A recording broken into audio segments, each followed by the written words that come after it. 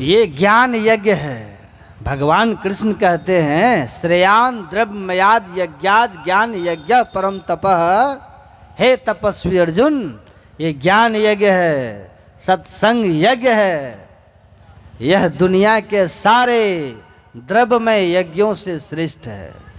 इस यज्ञ में आपका एक एक क्षण अगर लगा है, तन से, मन से, धन से, समय से, आप आकर के बैठ कर के कथा सत्संग सुन रहे हैं, ये जीवन का सार्थक समय है,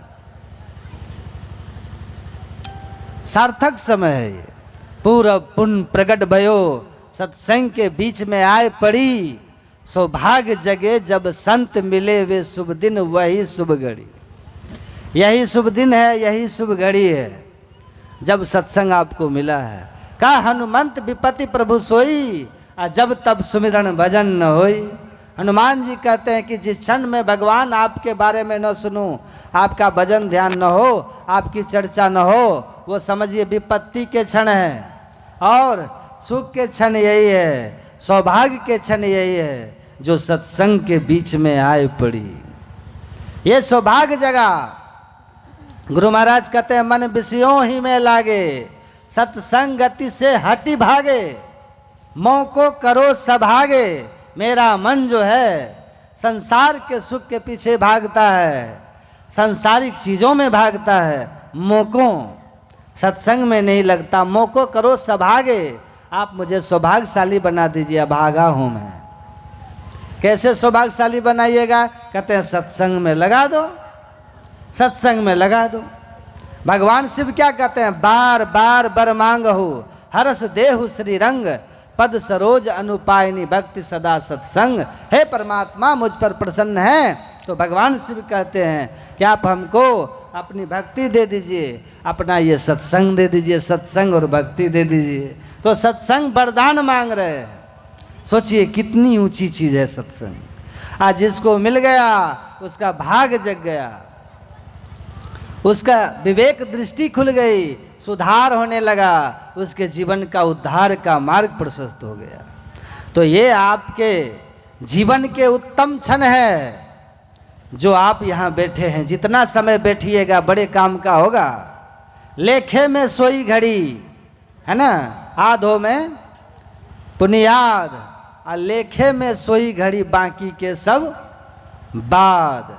परमात्मा के घर में यही समय आपका सही रिकॉर्ड में गया है, बाकी सब व्यर्थ चला गया कूड़ेदान में। तो इस क्षण का लाभ लीजिए। और ये सौभाग्य आपको मिला है कि आप मनुष्य हैं, आदमी हैं, मानव हैं। किसी पशु पक्षी को बैठ करके इस कथा वार्ता को सुनने का सौभाग्य है? वो समझेगा? बोलिए ना। आप समझते हैं, सुनते हैं, आनंदित होते हैं, क्योंकि आप मनुष्य हैं और भगवान राम का उपदेश आपने पाठ में सुना है। इस ज्ञान में यज्ञ में भगवान राम ने अपनी प्रजाओं को बुलाया है।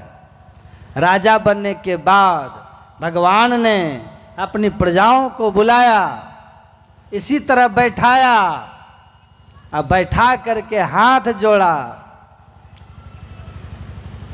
और बड़ी श्रद्धा और प्रेम से उन्होंने कहा कि मैं आपके हित की बात करने जा रहा हूँ। इसमें हमारी कोई प्रभुता न समझें, लेकिन मैं जो कह रहा हूँ उसको शांति से सुनिएगा। सुनहूँ करहूँ जो तुम्हें सुहाई। हमारी बात को ध्यान से सुन लीजिए, अच्छा लगे तो मान लीजिएगा, और नहीं तो जो आपको अच्छा लगे सो कीजिएगा। तो आप समझिएगा, पूज्य दल बहादुर बाबा बहुत अच्छी बात कहते थे, मेरा काम था कहना, हम कह दिए। आपका काम है मानना और करना। आप जाने, अगर मेरा कहा हुआ कीजिएगा तो तरिएगा, और नहीं तो मरिएगा, नहीं तो मरिएगा।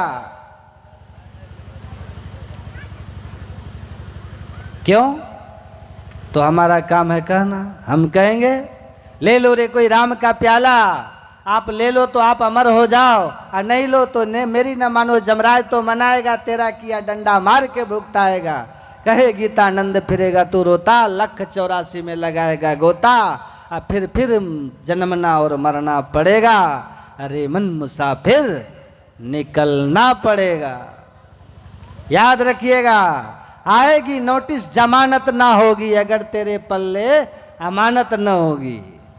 जब तुम किनके अदालत चढ़ोगे, पूछेगा साहब तो क्या तुम कहोगे, कुछ है ही नहीं। नोटिस तो आएगी ना, निकलना तो पड़ेगा ही ना, चतुराई तो नहीं चलेगी।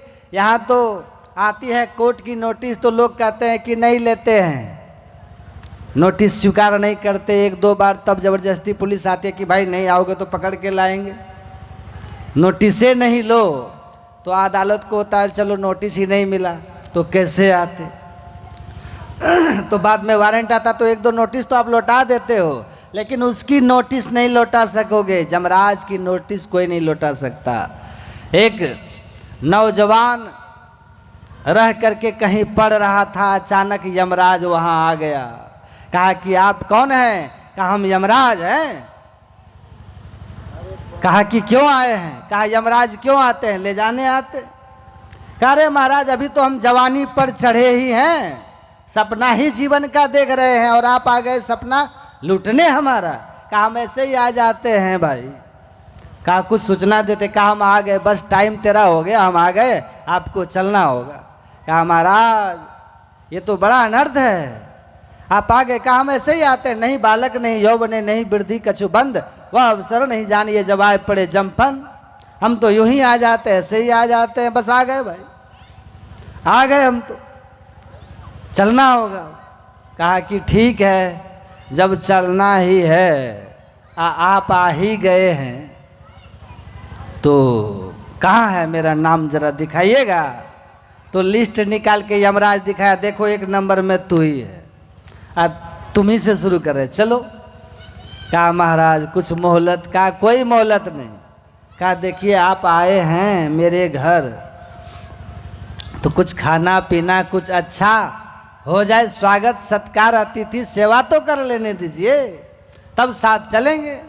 यमराज ने कहा रे आज तक सृष्टि जब से है तब से मैं उठा करके ले जा रहा हूँ, कोई हमको नहीं कहा कि आप हमारे घर आए हैं तो थोड़ा स्वागत आपका कर लो। ये तो पहला आदमी है जो जमराज का भी स्वागत कर रहा है, चाय नाश्ता पूछ रहा है, मुझे चाय तो पी लो, आए हो मेरे घर तो। यमराज ने सोचा, कहा अच्छा ठीक है, चलो भाई एक बार हम भी स्वागत का आनंद लें, चाय पिलाओ। कहा बस महाराज सब कुछ है, तुरंत सामने की दुकान आपके नज़र के सामने है, मैं जाता हूँ और वहाँ से सामान लेकर के आता हूँ। यमराज ने कहा वैसे भी तू कहीं भाग नहीं पाओगे, वैसे भी कहीं भाग नहीं पाओगे, जाओ लेके आओ। यमराज को बिठाया और वो लड़का गया। ये लड़का गया और वहाँ से एक मेडिकल की दुकान से नींद की गोलियाँ लेकर के आया। यमराज को गर्मी का समय था, पंखा के नीचे बैठे हुए थे, चाय में ढेर सारा नींद की गोली मिला करके यमराज को पिला दिया। यमराज चाय पी करके सो गए, नींद आ गई। ये लड़का था बड़ा चतुर, लिस्ट लिया और व्हाइटनर होता है ना मिटाने वाला, ऊपर व्हाइटनर मार दिया और नीचे व्हाइटनर मार दिया और नीचे वाला नाम ऊपर लिख दिया, अपना नाम सबसे नीचे कर दिया। यमराज जगे, उठ करके ये लड़का कहता है कि महाराज जगे, बोले बड़ा आनंद आया पुत्र, तुमने चाय पिलाई, पंखा के नीचे हमको सोने का बिछावन दिया, सोने के लिए बिछावन की व्यवस्था की, मैं बड़ा खुश हूँ तुम्हारी सेवा से। लड़का कहता महाराज आप यमराज हैं, हमने आपका स्वागत किया, अब आपके लिस्ट में जो व्यवस्था है उस व्यवस्था के हिसाब से आप हमको ले चलिए, जिनको जिनको आज नंबर आ गया ले चलिए। यमराज जगे। यमराज ने कहा कि सुनो, लिस्ट उस्ट का बात जो है, जो हुआ वो तो है ही, लेकिन अब हम विचार छोड़ दिए। कहा क्यों? तुमने हमारा बहुत स्वागत किया, आदर किया, तो हमारा भी तो कुछ कर्तव्य बनता है। भगवान परम प्रेम के प्याले पढ़कर प्रभु को नियम बदलते देखा। भगवान भक्त के प्रेम में पढ़ कर के नियम बदल देते हैं, तो हम भी तो यमराज भगवान के ही अनुचर हैं। तुमने मुझे प्रेम दिया है तो हमने भी कुछ नियम में बदलाव कर दिया है। बेटा, अब हमने निश्चय किया है कि अब ऊपर से नहीं, लिस्ट में नीचे से उठाएंगे, नीचे से उठाएंगे। तो यमराज के आगे तो आपकी तेजी नहीं चलने वाली है। आप ऊपर नाम करो, नीचे नाम करो, यमराज कहीं से भी पकड़ लेंगे, वो पकड़ लेंगे।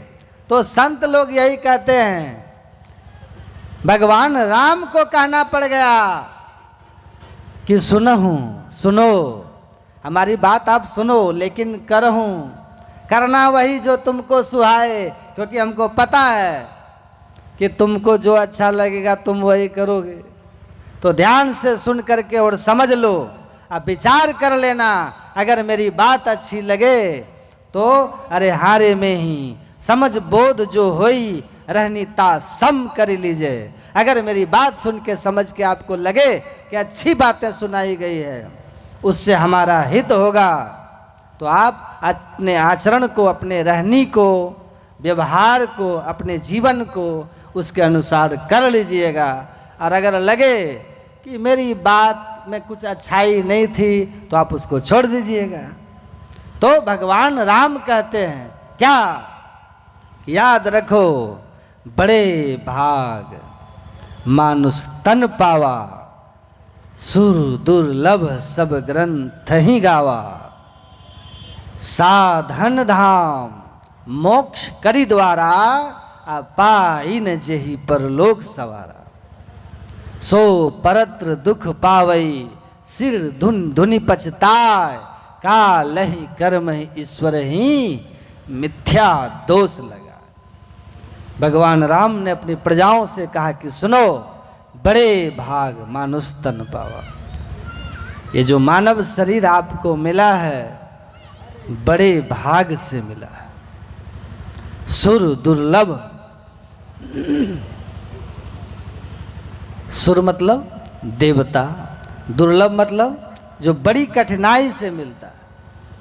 जो शरीर देवताओं को भी बड़ी कठिनाई से मिलता है उसको कहते हैं सुर दुर्लभ।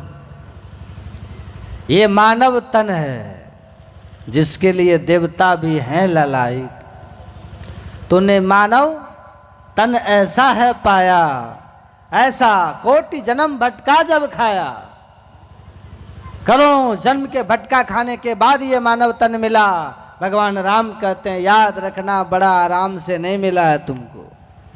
आकर 4,84,000 जौन भ्रमत यह जीव अविनाशी, फिरत सदा माया कर प्रेरा, काल कर्म स्वभाव गुण घेरा। कबहु करी करुणा नर देई, देत इस बिनु हेत से नहीं। आपने मनुष्य शरीर पाया है, आप कौन है? पाया है शरीर, तो आप शरीर नहीं न हो गए। हमने ये गमछा पाया तो हम गमछा हैं।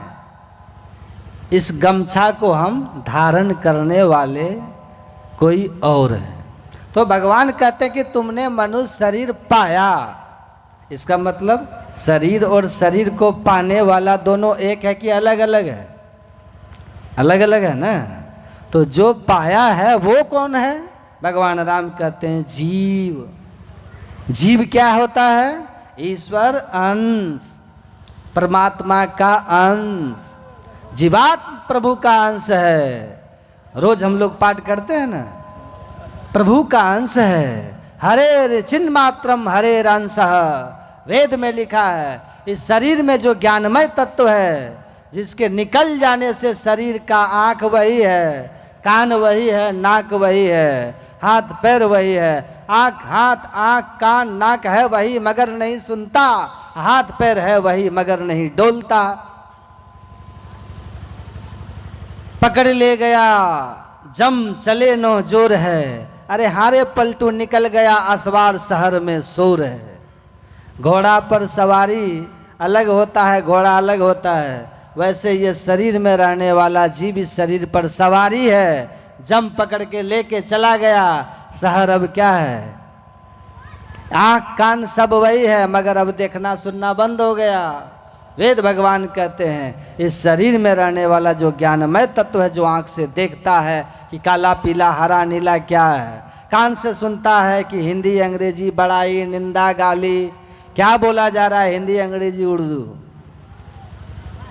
कौन सुनने वाला जो है, कान से शब्द को सुनने वाला, आँख से देखने वाला कौन है, नाक से सूंघने वाला की सुगंध है कि दुर्गंध है, जीवा से खट्टा मीठा तीता हरा चरफरा का स्वाद लेने वाला कौन है, त्वचा से ठंडा गर्म अनुभव करने वाला जो था वो निकल गया। कौन निकल गया, इसको कुछ पता नहीं है, ये जड़ है, मुर्दा है शरीर। तो मुर्दा हो गया जिस ज्ञानमय पदार्थ को निकल जाने से, वो ईश्वर अंश वही है।